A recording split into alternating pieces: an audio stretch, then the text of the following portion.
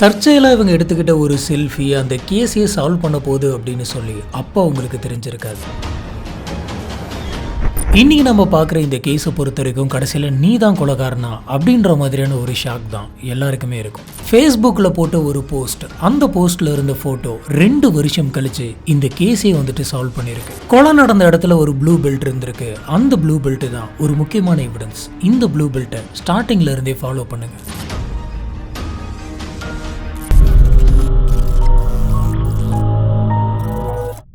March 25, 2015 Canada Saskatoon city. காலையில் மணி 6 இருக்கும். இங்கே ஒரு நபர் வந்துட்டு ரோட்டில் வாக்கிங் போயிட்டு இருந்திருக்காரு.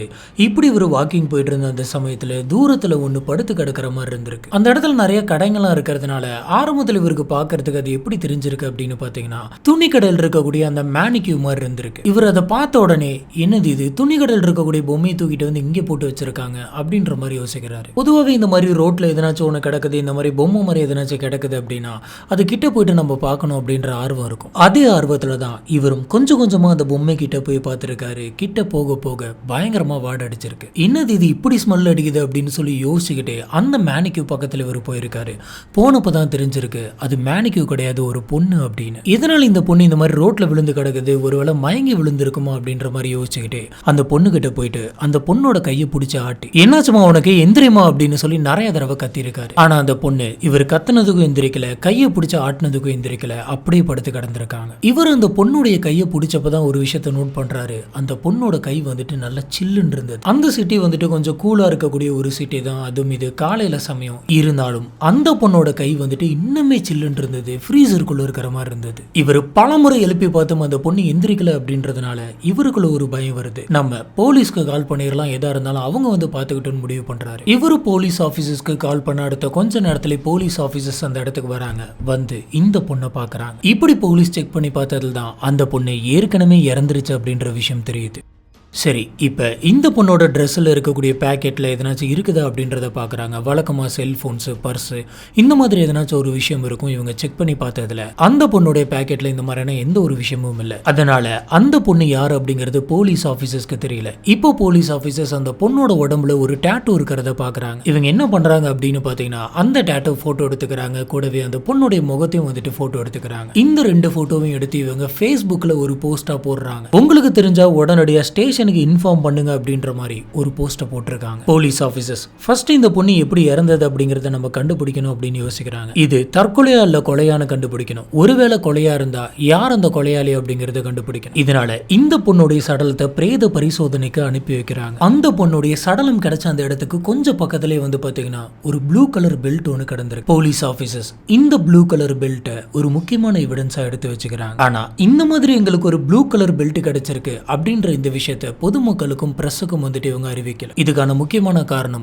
இவங்களுக்கு இந்த மாதிரி ஒரு ப்ளூ பெல்ட் கிடைச்சிருக்கு அப்படின்ற விஷயம் தெரிஞ்சது அப்படின்னா அந்த கொலைகாரன் வந்துட்டு கொஞ்சம் அலர்ட் ஆயிரும் அப்படின்றதுனால தான் இது சீக்கிரட்டா வச்சுக்கிட்டாங்க. இந்த சமயத்தில் தான் அந்த பொண்ணுடைய பிரேத பரிசோதனை ரிப்போர்ட் வருது. இந்த ரிப்போர்ட்ல என்ன சொல்லியிருக்காங்கன்னா அந்த பொண்ணோட உடம்புல வந்துட்டு நிறைய டிஃபென்சிவ் வூண்ட்ஸ் எல்லாம் வந்துட்டு இருக்கு. இதை வச்சு பாக்குறப்ப அந்த பொண்ணு கடைசியா கொலைகாரன் இருந்து தப்பிக்கணும் அப்படிங்கிறதுக்காக ரொம்பவே போராடி இருக்காங்க அப்படின்றது தெரியுது. அதுவும் போக இந்த பொண்ணுடைய கழுத்தை வந்துட்டு இறுக்கி நெரிச்சிருக்காங்க. இப்படி நெரிச்சதுனால தான் இந்த பொண்ணு இறந்து போயிருக்கு அப்படின்றதும் தெரியுது. இப்படி டாக்டர்ஸ் கொடுத்த அந்த ரிப்போர்ட் எடுத்து இவங்க பார்த்துக்கிட்டு இருந்த அந்த சமயத்துல ஸ்டேஷனுக்கு ஒரு கால் வருது. இந்த கால்ல சேன் ரோஸ் ஆண்டனியோ அப்படின்ற ஒரு பொண்ணு வந்துட்டு பேசுறாங்க. இந்த பொண்ணு, நான் நீங்க போட்ட ஃபேஸ்புக் போஸ்ட்டை பார்த்தேன், பத்தாததுக்கு நியூஸ்லயும் பார்த்தேன். அந்த டாட்டூ போட்ட பொண்ணு யார் அப்படிங்கிறது எனக்கு தெரியும். அந்த பொண்ணு என்னுடைய பெஸ்ட் ஃப்ரெண்ட் அப்படின்னு சொல்றாங்க. அது மட்டும் இல்லாம அந்த பொண்ணுடைய பேர் வந்துட்டு பிரிட்னி அப்படின்னு சொல்றாங்க. இப்பதான் போலீஸ் ஆபீசர்ஸ்க்கு இந்த பொண்ணுடைய பேர் என்ன அப்படிங்கிறதே தெரியுது. பிரிட்னி. யார் இந்த பிரிட்னி? இவங்க எப்படி இறந்து போனாங்க? ஹலோ ஃப்ரெண்ட்ஸ், நான் உங்க சாமி. Welcome to this part.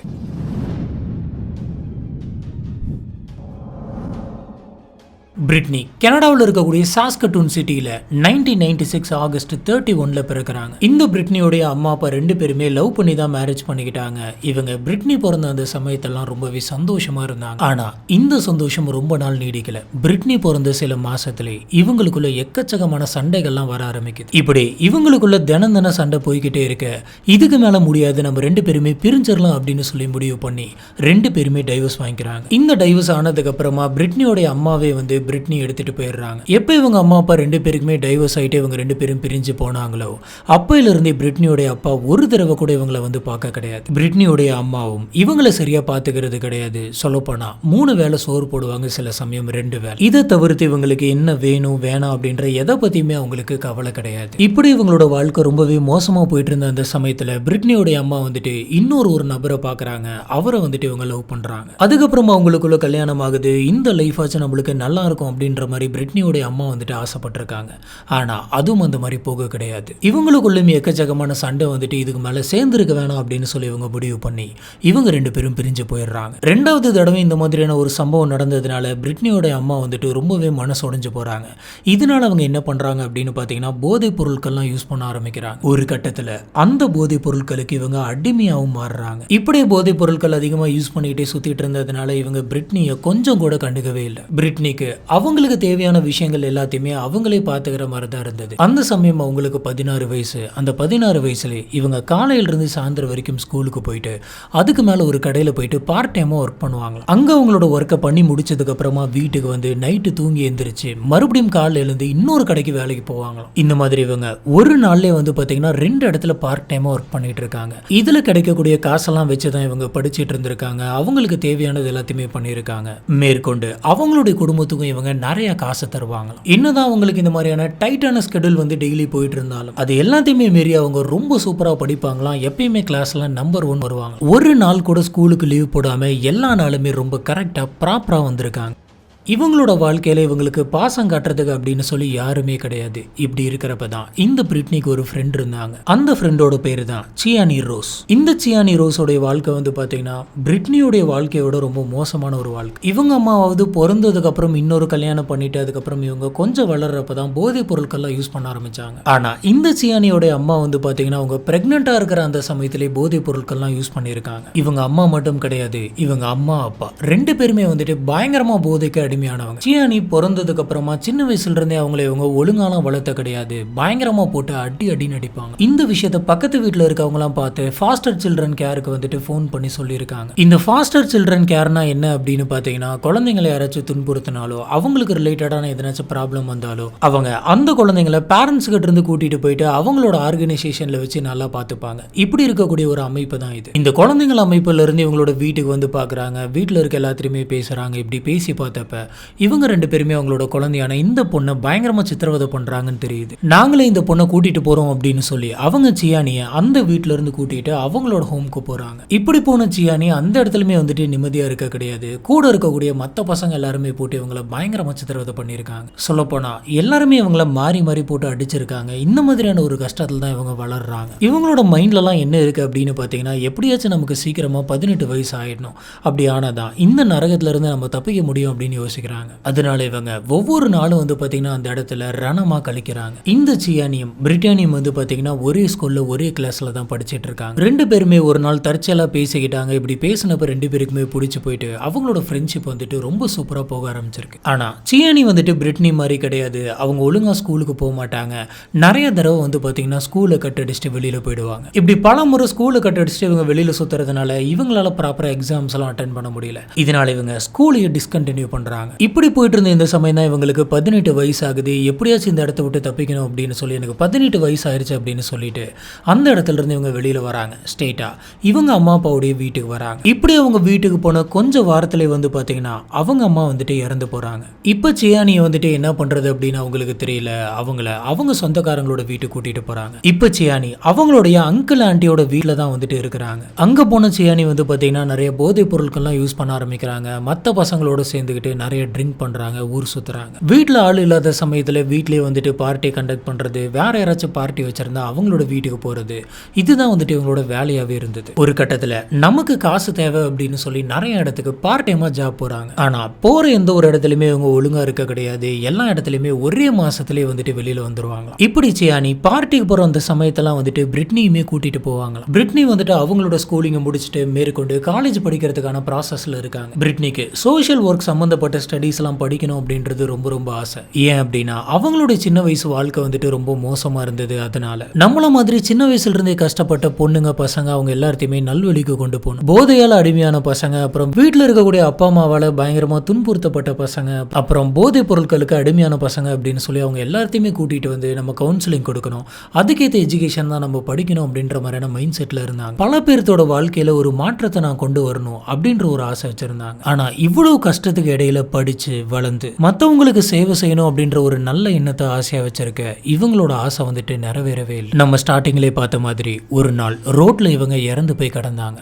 Britney இறந்து போன இந்த நியூஸை பார்த்து அவங்களோட ஃப்ரெண்டான இந்த சியானி வந்துட்டு போலீஸ் ஆஃபீஸர்ஸ் கிட்ட இது ஏன் ஃப்ரெண்டு தான் அப்படின்னு சொல்றாங்க. இதுக்கப்புறமா போலீஸ் ஆஃபீஸர்ஸ் சியானி கூப்பிட்டு வச்சு விசாரிக்கிறாங்க. கடைசியா நீங்க எப்ப பிரிட்னியை பார்த்தீங்க அப்படின்னு கேட்கறாங்க. அதுக்கு சியானி, நேத்து நைட்டு நானும் பிரிட்னியும் ஒன்னா தான் பார்ட்டிக்கு போனோம், பப்புக்கு போயிட்டு பயங்கரமா குடிச்சிட்டு என்ஜாய் பண்ணோம் அப்படின்னு சொல்றாங்க. உடனே போலீஸ் ஆஃபீஸர்ஸ், நேத்து நைட்டு நீங்க ஒன்னா இருந்தீங்களா?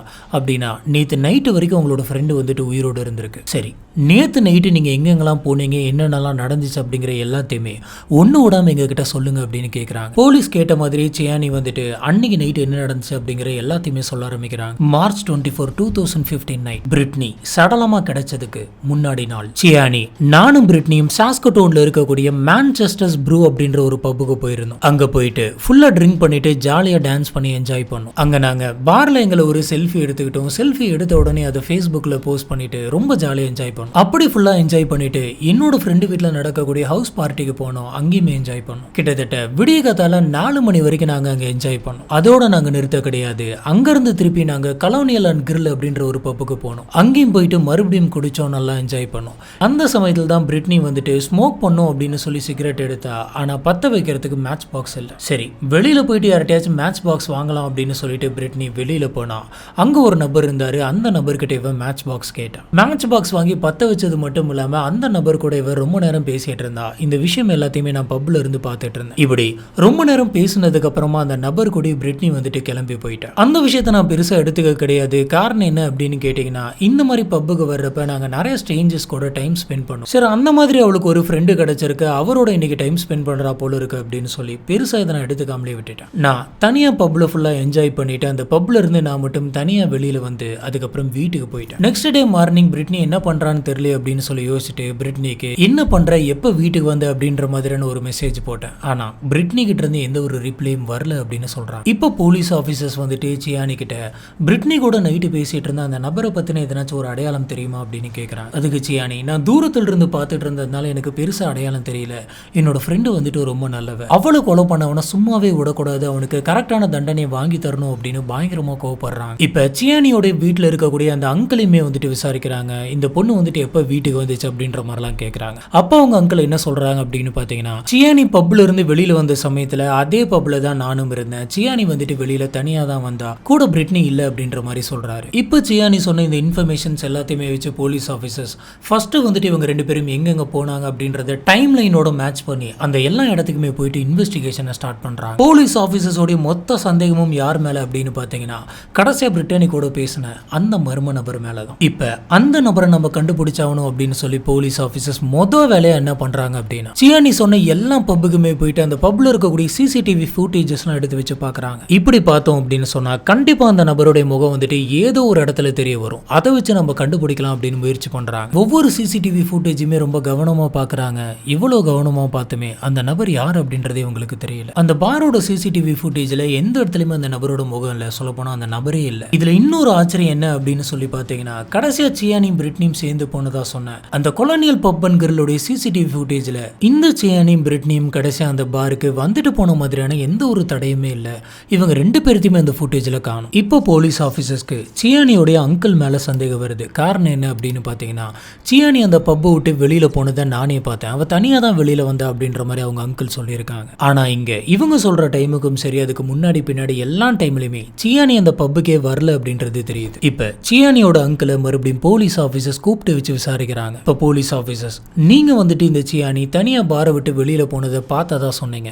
ஆனா அன்னைக்கு எடுத்த சிசிடிவி ஃபுட்டேஜ் எதுலையுமே வந்துட்டு சியானி அந்த பார்க்கு வந்த மாதிரி தெரியல. இதை வச்சு பாக்குறப்ப நீங்க பொய் தான் சொல்லியிருக்கீங்க அப்படிங்கிறது ரொம்ப தெளிவா தெரியுது. உண்மையை சொல்லுங்க, என்னாச்சு அப்படின்னு கேக்குறாங்க. அந்த அங்கிள் எதுவுமே பேச கிடையாது. இதை பார்த்த உடனே போலீஸ் ஆபீசர்ஸ் புரிஞ்சுக்கிறாங்க இவர் பொய் தான் சொல்லியிருக்காரு அப்படின்னு. ஆனா எதுக்காக இந்த அங்கிள் வந்துட்டு பொய் சொல்லணும்? இப்ப போலீஸ் ஆபீசர்ஸ்க்கு சியானி மேலதான் சந்தேகம் வருது.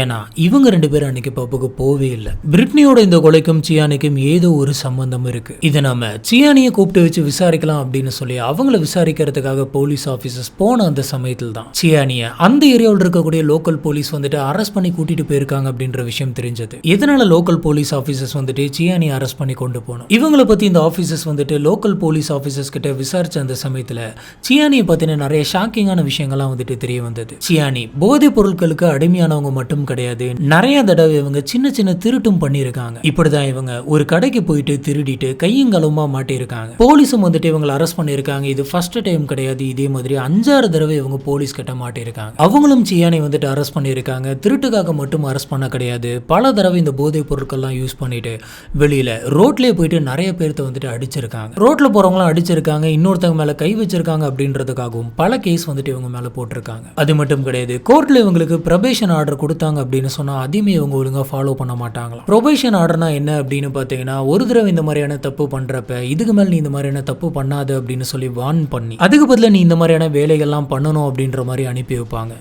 அதாவது இதுக்கு மேல் நீ குடிக்கக்கூடாது, மற்றவங்களை டிஸ்டர்ப் பண்ணக்கூடாது, போதைப் பொருட்கள்லாம் யூஸ் பண்ணக்கூடாது, நீ ஒழுங்கா அமைதியாக வாழணும், ரெகுலராக நீ போலீஸ் ஸ்டேஷனுக்கு வந்து சைன் போடணும் அப்படின்னு சொல்லுவாங்க. இல்லைன்னா நான் உன்னை அரெஸ்ட் பண்ணிடுவேன் அப்படின்ற மாதிரி வார்ன் பண்ணி விடுறது. ஆனால் சியானி வந்துட்டு இந்த ப்ரொபேஷன் ஆர்டரை வந்துட்டு மதிக்க கிடையாது. அதுக்கப்புறமும் நிறைய குடிச்சிருக்காங்க, பல பேர்த்த டிஸ்டர்ப் பண்ணியிருக்காங்க. இதனால இவங்க பல முறை வந்து பார்த்தீங்கன்னா போலீஸ் ஸ்டேஷனுக்கும் கோர்ட்டுக்கும் வந்துட்டு போயிருக்காங்க. இதுல இருந்து என்ன தெரியுது அப்படின்னு பார்த்தீங்கன்னா, சியானி அங்கே இருக்கக்கூடிய போலீஸ் ஸ்டேஷனுக்கு ரொம்ப தெரிஞ்ச ஒரு முகம். ஆனால் இப்போ சியானி வந்துட்டு இந்த கேஸ்ல இருந்து வெளியில கொண்டு வந்து இந்த கொலை கேஸ் சம்பந்தப்பட்டு விசாரிக்கணும் அப்படின்னு சொன்னா இப்போ இவங்க என்ன பண்ணாங்க அப்படின்னு பாத்தீங்கன்னா, சியானி கிட்ட அவங்க திருடின இந்த விஷயங்களை பத்தி விசாரிக்கிற மாதிரியே போயிட்டு பிரிட்னியை பத்தி விசாரிச்சுட்டு இருந்திருக்காங்க. ஆனா எவ்வளவு விசாரிச்சோம் சியானி கிட்ட இருந்து எந்த ஒரு பதிலுமே வர கிடையாது. நாங்க 2 பேரும் கடைசியா அங்க போனோம், அவ்வளவுதான் எனக்கு தெரியும், அதுக்கப்புறம் என்னாச்சுன்னு தெரியல. ஒரு நபர் கூட பிரிட்னி வந்துட்டு பேசிட்டு இருந்தா அந்த நபர் தான் இந்த கொலையை பண்ணிருக்கணும் அப்படின்ற மாதிரி சொல்லிட்டு இருந்திருக்காங்க. ஆனா இந்த மாதிரியும் போலீஸ் ஆபீசர்ஸ்னால ரொம்ப நாள் விசாரிக்க முடியல. ஏன்னா சியானி கொஞ்ச நாள் ரிலீஸ் ஆயிட்டு வெளில வந்துடுறாங்க. இப்படி இவங்க வெளியில வந்து, அதாவது பிரிட்னி இறந்து போயிட்டு ஒரு 6 மாசம் கழிச்சு ஃபேஸ்புக்கில் இவங்க ஒரு போஸ்ட் போடுறாங்க. இந்த போஸ்ட்ல இவங்க பிரிட்னி கூட சேர்ந்து எடுத்துக்கிட்ட ஒரு செல்ஃபியை போட்டு கீழே சில சென்டென்ஸ் எல்லாம் வந்துட்டு எழுதியிருக்காங்க. அந்த போஸ்ட்ல இவங்க என்னெல்லாம் சொல்லியிருக்காங்க அப்படின்னு பார்த்தீங்கன்னா, பிரிட்னி நான் உன்னை ரொம்ப ரொம்ப மிஸ் பண்றேன், ஹெவன்ல விசிட்டிங் ஹவர்ஸ் இருந்துச்சு அப்படின்னு சொன்னா நான் உன்னை வந்து அங்கே மீட் பண்றேன், கடைசி நைட்டு வந்துட்டு நீ என்னோட கனவுல வந்த உன்னை பத்தி தான் நான் யோசிச்சுக்கிட்டு இருந்தேன், என்னோட கனவுல வந்ததுக்கு ரொம்ப ரொம்ப நன்றி, அந்த கனவு முடிஞ்சு நான் காலைல எந்திரிக்கும் போதே உன்னை பத்தி தான் நினைச்சு நான் ரொம்ப அழுதுகிட்டு இருந்தேன், நீ என்னோட லைஃப்ல வந்ததான் என்னோட லைஃப்ல பெஸ்டான ஒரு விஷயம், உன்னை நான் 9th கிரேட்ல மீட் பண்ணேன், அப்பையில இருந்து இப்போ வரைக்குமே நீ தான் என்னோட பெஸ்ட் ஃப்ரெண்ட், அங்க ஹெவன்ல இருக்க உன்னோட மம்மிக்கு நான் ஹலோ சொன்னேன்னு சொல்லு, இது கூட வந்துட்டு நான் உன்னை லவ் பண்றேன், நான் உன்னை மிஸ் பண்றேன் அப்படின்ற மாதிரி பல இடத்துல மென்ஷன் பண்ணி போஸ்ட் போடுறாங்க. இந்த போஸ்ட்டை பார்த்த எல்லாருமே சியானி வந்துட்டு பிரிட்னி மேல எவ்வளவு பாசம் வச்சிருக்காங்க அப்படின்ற மாதிரி பேசிக்கிட்டாங்க. மார்ச் 2015ல வந்துட்டு பிரிட்னி இறந்து போனாங்க. 2050ஓட எண்டு 2016ஓட ஸ்டார்டிங். சியானியோட ஆன்டி வந்துட்டு பிரிட்னியோட வீட்டுக்கு போயிட்டு கதவை தட்டி இருக்காங்க. இப்ப பிரிட்னியோட அம்மா வந்துட்டு வெளியில வராங்க. இவங்க சியானியோட ஆன்டியை பார்த்த உடனே உள்ள வாங்க அப்படின்னு சொல்லி கூப்பிடுறாங்க. சியானியோட ஆன்டி உள்ள வந்து பயங்கரமா அழ ஆரம்பிக்கிறாங்க. இவங்க அழுகிறத பார்த்த பிரிட்னியோட அம்மா வந்துட்டு நம்ம பொண்ணு இறந்துட்டால, அதை நினைச்சுதான் இப்படி அழுகுறாங்க போல இருக்கு அப்படின்னு சொல்லி சமாதானம் சொல்லியிருக்காங்க. ஆனா சியானியோட ஆன்டி வந்துட்டு இதுக்காக அழ கிடையாது, அவங்க வேற ஒரு விஷயத்துக்காக அழுத்திருக்காங்க. சொல்லப்போனா அவங்க எதுக்காக அழுதாங்க அப்படின்றத சொன்னதுக்கு அப்புறம் அவங்க அம்மா பயங்கரமா ஷாக் ஆகுறாங்க. உடனடியே போலீஸ் ஸ்டேஷனுக்கு கால் பண்ணி போலீஸ் ஆபீசர்ஸ்க்கு இந்த விஷயத்தை இன்ஃபார்மும் பண்றாங்க. அப்படி சியானியோட ஆன்டி என்ன சொல்றாங்க அப்படின்னு பாத்தீங்கன்னா, மார்ச் 24, 2015 நைட்டு என்னோட வீட்டு கதவை யாரோ ஒருத்தங்க தட்டுற மாதிரி இருந்தது. நான் யார் இது இவ்வளவு வேகமா கதவை தட்டுறா அப்படின்னு சொல்லி பார்த்துட்டு அந்த கதவை ஓபன் பண்ணிட்டு வெளியில போனா சியானி அங்க நின்னுட்டு இருந்தா. அவ ரொம்பவே பதட்டமா இருந்தா. என்னாச்சு உனக்கு அப்படின்னு சொல்லி கேட்டதுக்கு ஒரு பெரிய பிரச்சனை நடந்து போச்சு, நானும் பிரிட்னியும் ட்ரிங்க் பண்ணிட்டு என்ஜாய் பண்ணிட்டு இருந்தோம், அந்த சமயத்துல எங்களுக்குள்ள ஒரு சின்ன வாக்குவாதம் ஆயிடுச்சு, அந்த வாக்குவாதம் முத்தி போய் நாங்க 2 பேருமே சண்டை போட்டுக்க ஆரம்பிச்சோம். ஒரு கட்டத்துல பக்கத்துல இருக்கக்கூடிய பொருள் எல்லாத்தையும் எல்லாத்தையுமே எடுத்து நான் பிரிட்னி அடிச்சேன். அப்பயும் அந்த சண்டை வந்துட்டு நிக்கிற மாதிரி இல்ல, என்னோட கோபமும் தீரல. அதனால என்னுடைய பெல்ட் எடுத்து பிரிட்னியோட கழுத்துல போட்டு பயங்கரமா இருக்கணும். இப்படி இருக்குனதுல கொஞ்ச நேரத்துல பிரிட்னி வந்துட்டு மூச்சு திணறி இறந்து போயிட்டா. அதுக்கப்புறம் எனக்கு என்ன பண்றது அப்படின்னு தெரியல. நம்ம காரோடைய ஃப்ரண்ட் சீட்ல உட்காந்து வச்சு நான் இங்க எடுத்துட்டு வந்துட்டேன் அப்படின்ற மாதிரி சொன்னான். இதை கேட்ட எனக்கு ஒண்ணுமே புரியல. பயங்கரமா ட்ரிங்க் பண்ணியிருந்தா, நிறைய போதைப் பொருட்கள்லாம் யூஸ் பண்ணியிருந்தேன். இதனால ஏதோ விளையாட்டாவை வளர்றா அப்படின்ற மாதிரி நினைச்சிட்டு இருந்தேன். வெளியில அந்த கார் நின்றுட்டு இருந்தது. சரி, எதுக்கும் காருக்குள்ள போயிட்டு பார்க்கலாம் அப்படின்னு சொல்லி நான் அந்த காரோடைய ஃப்ரண்ட் டோர் ஓபன் பண்ண உள்ளார பிரிட்னி வந்துட்டு பேச்சு மூச்சு இல்லாம கிடந்ததை நான் பார்த்தேன். இதை பார்த்து எனக்கு பயங்கரமா ஷாக் ஆயிடுச்சு. கை கால்லாம் உதற ஆரம்பிச்சிருச்சு. எனக்கு என்ன பண்றது அப்படின்னு தெரியல. எதுக்காக இங்க வந்த, இந்த இடத்த விட்டு கிளம்பு, நீ பண்ணது மட்டும் இல்லாம என்னையும் சேர்த்து மாட்டி விட பாக்குறியா அப்படின்ற மாதிரி நான் திட்டி அமைச்சிட்டேன். இதுக்கப்புறமா சியானி அந்த இடத்துல இருந்து கார் எடுத்துட்டு போயிட்டா அப்படின்னு சொல்றாங்க. அந்த சமயம் எனக்கு என்ன பண்றது அப்படின்னு தெரியல. செய்யாத தப்புக்காக நம்மளும் மாட்டிக்க போறோம் அப்படின்ற மாதிரியான பயம் மட்டும் தான் எனக்கு இருந்தது. அதனாலதான் இந்த விஷயத்த நான் மறைச்சிட்டேன் அப்படின்ற மாதிரி சொல்றாங்க. இதை கேட்ட பிரிட்னியோட அம்மாவுக்கு பயங்கரமா கோவம் வந்திருக்கு. உடனடியாக அவங்க போலீஸ்க்கு கால் பண்றாங்க. போலீஸ் ஆஃபீஸர்ஸும் அடுத்த கொஞ்ச நேரத்துல அங்க வராங்க. வந்து இந்த ஆன்டி கிட்ட விசாரிக்கிறாங்க. விசாரிச்சப்ப பிரிட்னியோட ஆன்டி வந்துட்டு என்னென்ன நடந்துச்சு அப்படிங்கிற எல்லாத்தையுமே டீட்டெயிலா சொல்லிடுறாங்க. என்னால் இந்த விஷயத்த அந்த சமயம் சொல்ல முடியல, ரொம்பவே பயமா இருந்தது. ஆனா இதே விஷயத்த நான் தினம் நினைச்சு எனக்குள்ளே ஒரு விதமான குற்ற உணர்வா இருந்தது. இதுக்கு மேல என்னால மறைக்க முடியாம தான் பிரிட்னியோட அம்மா கிட்ட வந்து எல்லா உண்மையுமே சொல்லிட்டேன் அப்படின்னு சொல்றாங்க. இதுக்கப்புறமா சியானியோட அங்கிள் கிட்டையும் போய் விசாரிக்கிறாங்க. எனக்கு இந்த மாதிரியான ஒரு விஷயம் தெரிஞ்ச உடனே எனக்கு ரொம்ப பயமா இருந்தது. எப்படியாச்சும் சியானியை காப்பாற்றணும் அப்படிங்கிறதுக்காக தான் அன்னைக்கு பார்ல இருந்து சியானி வெளியில வந்ததை நான் பார்த்தேன் அப்படின்ற பொய்ய சொன்னேன். சொல்லப்போனா அன்னைக்கு சியானி அந்த பாருக்கு போனாங்களா இல்லையான்னு கூட எனக்கு தெரியாது அப்படின்னு சொல்றாங்க. இதுக்கப்புறமா போலீஸ் ஆபீசர்ஸ் இந்த விஷயங்கள் எல்லாத்தையுமே வச்சு ஸ்ட்ரைட்டா சியானி கிட்டே போயிட்டு விசாரிக்கிறாங்க. விசாரிச்சதுல என்ன நீங்க பேசிட்டு இருக்கீங்க, என்னோட பெஸ்ட் ஃப்ரெண்டை நானே எப்படி கொலை பண்ணுவேன், என்னுடைய அங்கிள் ஆண்டிக்கு என்ன சுத்தமா பிடிக்க கிடையாது, நான் அவங்க வீட்டில் தான் இருக்கேன், என்ன பிடிக்காம தான் வந்துட்டு அவங்க வளர்த்திட்டு இருந்தாங்க. அதனாலதான் இந்த சிச்சுவேஷனை பயன்படுத்தி இல்லாத விஷயத்தெல்லாம் சொல்லி வேணும்னே மேல பழி போடுறாங்க அப்படின்ற மாதிரி சொன்னாங்க. போலீஸ் ஆபீசர்ஸும் எவ்வளவு விசாரிச்சு பார்த்துட்டாங்க. நான் கடைசி வரைக்குமே நான் எந்த தப்பும் பண்ணல, என்னோட பெஸ்ட் ஃப்ரெண்ட் எப்படி நான் கொலை பண்ணுவேன், எனக்கு வேற ஒன்றும் தெரியாது அப்படின்ற மாதிரி சொல்லிடுறாங்க. போலீஸ் ஆபீசர்ஸுக்கும் இந்த சமயத்துல இவங்க தான் இந்த கொலையை பண்ணாங்க அப்படின்றத கனெக்ட் பண்ற மாதிரியான எந்த விதமான சாலிடான எவிடன்ஸும் இல்லை. இதனால இந்த சமயத்துல இவங்களால சியானியை வந்துட்டு அரெஸ்ட் பண்ண முடியல. போலீஸ் ஆபீசர்ஸ் சியானிக்கு எதிராக எதனாச்சும் எவிடன்ஸ் கிடைக்குமா அப்படின்னு சொல்லி ரொம்ப டீப்பா தேட ஆரம்பிச்சாங்க. இப்படி பிரிட்னி இறந்து 2 வருஷம் ஆகுது. இந்த சமயம் தான் ஒரு போலீஸ் ஆபீசர் வந்துட்டு சியானியோட ஃபேஸ்புக் போஸ்ட்லாம் வந்துட்டு பார்த்துட்டு இருந்தாரு. அவங்களோட அக்கௌண்ட் வந்துட்டு செக் பண்ணிட்டு இருந்தாரு. இப்படி செக் பண்ணிட்டு இருந்த அந்த சமயத்துல இவங்க கடைசியா போட்ட ஒரு போஸ்ட், அதாவது பிரிட்னி இறந்து போன 6 மாசம் கழிச்சு உன்னை நான் ரொம்ப மிஸ் பண்றேன் அப்படின்னு சொல்லி அவங்க போட்டு அந்த போஸ்ட்டை பாக்குறாரு. பார்த்த இவருக்கு பயங்கரமான ஒரு சந்தோஷம். இந்த சந்தோஷத்துல மத்த போலீஸ் ஆபீசர்ஸ் அத்தனை பேர்த்திட்டுமே இந்த போட்டோ எடுத்துட்டு போயிட்டு காமிக்கிறாரு. மீதி போலீஸ் ஆபீசர்ஸ் எல்லாமே என்னாச்சு அப்படின்னு சொல்லி கேட்க, இந்த கேஸை நம்ம சால்வ் பண்ணிட்டோம் அப்படின்னு சொல்லி அந்த செல்ஃபி போட்டோல சியானி வந்துட்டு ஒரு ப்ளூ கலர் பெல்ட் போட்டிருக்காங்க. இந்த ப்ளூ கலர் பெல்ட் தான் ஸ்டார்டிங்ல பிரிட்னி வந்துட்டு இறந்து போன அந்த இடத்துக்கு கொஞ்சம் பக்கத்துல கிடைச்ச அந்த பெல்ட். 2 பெல்ட்டும் பார்க்கறதுக்கு ஒரே மாதிரி இருந்திருக்கு. ஆனா இந்த மாதிரியான எக்கச்சக்கமான பெல்ட் வந்துட்டு வெளியில இருக்கு. அதனால போலீஸ் ஆபீசர்ஸ் அந்த போட்டோ எடுத்துட்டு போயிட்டு இவங்களுக்கு கிடைச்ச அந்த பெல்ட்டோட வச்சு மேட்ச் பண்ணி பார்க்கறாங்க. மேட்ச் பண்ணி பார்த்ததுல 2 லோகோவும் ஒரே மாதிரி இருந்திருக்கு. வேற என்னென்ன சிமிலாரிட்டிஸ் இருக்கு அப்படின்னு செக் பண்ணி பார்த்ததுல ரெண்டுமே கிட்டத்தட்ட அப்படியே ஒரே மாதிரி இருந்திருக்கு. இந்த விஷயத்தை இன்னுமே 100% கன்ஃபார்ம் பண்ணணும் அப்படிங்கிறதுக்காக அந்த பெல்ட்டை டிஎன்ஏ டெஸ்ட்டுக்கு அனுப்பி வைக்கிறாங்க. கூடவே பிரிட்னி அப்புறம் சியானி இவங்க 2 பேர்த்தோட டிஎன்ஏ சாம்பிள்ஸையும் அது கூட வச்சு மேட்ச் பண்ணி பார்க்கறாங்க. இப்படி டெஸ்ட் பண்ணி பார்த்ததுல அந்த பெல்ட்ல சியானியோட டிஎன்ஏ சாம்பிள்ஸும் இருந்திருக்கு. கூடவே பிரிட்னியோட டிஎன்ஏ சாம்பிள்ஸும் இருந்திருக்கு. போலீஸ் ஆபீசர்ஸ் ஆரம்பத்துல இந்த பெல்ட் கிடைச்சிருக்கு அப்படின்ற விஷயத்தை வெளியில சொல்லாம சீக்கிரட்டாவே வச்சிருந்தாங்க. கொலகாரன் அலர்ட் ஆயிடக்கூடாது அப்படின்னு. ஒருவேளை இந்த மாதிரியான ஒரு பெல்ட் கிடைச்சிருந்தது அப்படின்னு சொல்லி போலீஸ் ஆபீசர்ஸ் அந்த சமயமே வெளியில சொல்லி இருந்தாங்க அப்படின்னா சியானி கொஞ்சம் உஷாராயிட்டு அந்த பெல்ட் போட்டிருந்த போட்டோஸ் எல்லாத்தையுமே வந்து டெலீட் பண்ணி இருந்திருக்கலாம். ஆனா இந்த விஷயம் தெரியாம அவங்களாவே போட்ட ஒரு ஃபேஸ்புக் போஸ்ட் இப்ப அவங்களுக்கு எதிராகவே வந்து நின்றுச்சு. அது மட்டும் இல்லாம அந்த பெல்ட்ல இவங்க 2 பேர்த்தோட ஃபிங்கர் பிரிண்ட்டும் இருந்திருக்கு. சியானி கண்டிப்பா அந்த பெல்ட் வந்துட்டு இறுக்கி இருப்பாங்க. அந்த சமயத்துல அந்த ஃபிங்கர் பிரிண்ட் வந்துட்டு அந்த பெல்ட்ல போட்டிருக்கும். பிரிட்னி அந்த சமயத்துல தடுக்கிறதுக்கு முயற்சி பண்ணி இருந்திருக்கலாம். அதனால அவங்களோட ஃபிங்கர் பிரிண்ட்டும் அந்த பெல்ட்ல இருந்திருக்கு. ஆனா இந்த கேஸை பாக்குறப்ப நம்மளுக்கு என்ன டவுட் வருது அப்படின்னு பாத்தீங்கன்னா இதை ஏற்கனவே ரொம்ப ஈஸியா சால்வ் பண்ணிருக்கலாம். ஏன்னா இவங்களுக்கு எவிடன்ஸ் அப்படின்னு சொல்லி ஒரு பெல்ட் ஏற்கனவே கிடைச்சிருக்கு. அதை முன்னாடியே டெஸ்ட் பண்ணி பார்த்திருந்தாங்க அப்படின்னா இவ்வளவு தூரம் வந்திருக்க வேண்டிய அவசியமே இல்லை. இந்த கேஸ்ல மொத்தமாவே 3-4 பேர் தான் இன்வால்வ் ஆயிருக்காங்க. இறந்து போன பிரிட்னி ஒண்ணு, அப்புறம் இந்த சியானி, அந்த சியானியோட அங்கிள் ஆண்டி. இந்த 4 பேர்த்தோட டிஎன்ஏ சாம்பிள் அப்பயே டெஸ்ட் பண்ணி பார்த்திருந்தாலே அப்பயே தெரிஞ்சிருக்கும். சடலம் கிடைச்ச அந்த இடத்துக்கு பக்கத்துல இருந்த அந்த பெல்ட் வந்துட்டு இவங்களோட தான் அப்படின்னு. சரி, அந்த சமயம் கூட விட்டுறலாம். இந்த கொலை நடந்த அடுத்த 6 மாசம் கழிச்சு சியானியோட ஆண்டி வந்துட்டு அவங்களாவே எல்லாம் உண்மையும் சொல்லியிருக்காங்க. இப்படி அவங்க சொன்னதுபடி சியானி வந்துட்டு அவளோட பெல்ட்டை கழட்டி பிரிட்னியோட கழுத்துல போட்டு இருக்குனதா தான் அவங்களே சொல்லியிருக்காங்க. இந்த சமயம் கூட இவங்க சுதாரிச்சிருந்திருக்கலாம், நம்ம கிட்ட பெல்ட் எவிடன்ஸா இருக்குதே அப்படின்னு. ஆனா அப்பயுமே இதை வந்துட்டு அவங்க டெஸ்ட் டெஸ்ட் பண்ணாமலே விட்டுருக்காங்க. ஏன் அப்படின்னு தெரியல. இப்போ போலீஸ் ஆபீசர்ஸ்க்கு கொலை பண்ண அந்த விக்டிமும் கிடைச்சிருச்சு. கடைசி அந்த சடலத்தை பார்த்து ஐ விட்னஸ் அவங்களுடைய ஆன்டியும் இருக்காங்க. இதுக்கு மேல நம்ம பொய் சொல்ல முடியாது அப்படின்னு தெரிஞ்சுக்கிட்டு சியானி வந்துட்டு எல்லா உண்மையுமே ஒத்துக்கிறாங்க. இவங்களை கொண்டு போயிட்டு கோர்ட்ல நிறுத்துறாங்க. கோர்ட்ல என்ன சண்டை உங்களுக்குள்ள, எதனால கொலை பண்ணீங்க அப்படின்னு கேட்கறாங்க. அதுக்கு சியானி, எனக்கு என்ன சண்டை நடந்துச்சு அப்படின்னு தெரியல, நாங்க 2 பேரும் சண்டை போட்டுக்கிட்டோம், அது மட்டும் தான் தெரியும். அந்த சமயத்துல நான் நல்லா குடிச்சிருந்தேன், நிறைய போதைப் பொருட்கள்லாம் யூஸ் பண்ணியிருந்தேன். இதனால என்னையே அறியாம தவறுதலா தான் வந்துட்டு இந்த கொலை நடந்துருச்சு. மற்றபடி என்ன சண்டைன்னு இப்போ வரைக்குமே நான் யோசிக்கிறேன், எனக்கு ஒண்ணுமே புரியல அப்படின்னு சொல்றாங்க. இந்த கேஸை வந்துட்டு கோர்ட்ல நீதிபதி எல்லாருமே விசாரிக்கிறாங்க. விசாரிச்சதுக்கு அப்புறமா இந்த கொலையை சியானி வந்துட்டு பிளான் பண்ணி பண்ண கிடையாது, இது தற்செயலா நடந்துருச்சு, அவங்களே அறியாம நடந்துருச்சு அப்படின்ற மாதிரி பேசுறாங்க. ஆனாலும் இந்த கொலை இவங்க தான் பண்ணியிருக்காங்க, போதைப் பொருட்கள் யூஸ் பண்ணியிருக்காங்க அப்படின்றதுனால இவங்களுக்கு வெறும் 7 வருஷம் தண்டனை மட்டும் தான் கொடுக்குறாங்க. கோர்ட்ல சியானி என்ன சொல்லியிருக்காங்க அப்படின்னு பாத்தீங்கன்னா, I will never forgive myself. நான் இப்ப என்ன சொன்னாலும் சரி, இறந்து போன என்னோட பெஸ்ட் ஃப்ரெண்டான பிரிட்னி வந்துட்டு திருப்பி வரப்போறது கிடையாது, இது எல்லாமே என்னோட தப்பு தான், I'm very very very very sorry அப்படின்ற மாதிரி சொல்றாங்க. இது நடந்திருக்க கூடாது, நான் ஒரு பெரிய தப்பு பண்ணிட்டேன் அப்படின்ற மாதிரி இவங்க கோர்ட்லயே அழுதுருக்காங்க. இதை கேட்ட பிரிட்னியோட ஃபேமிலி மெம்பர்ஸ் எல்லாருமே பயங்கரமா கோவப்பட்டிருக்காங்க. அவங்களோட லாயர்ஸ் கிட்டலாம் சொல்லி, என்னுடைய பொண்ணை இவ்வளவு கொடூரமா கொலை பண்ணிருக்கா, கடைசியில் என்னோட பொண்ணு உயிருக்கு போராடி இறந்து போனோம், இந்த கொலைக்கு வெறும் 7 வருஷம் தான் தண்டனையா, இன்னும் அதிகமா தரணும் அப்படின்ற மாதிரி வாதாடினாங்க.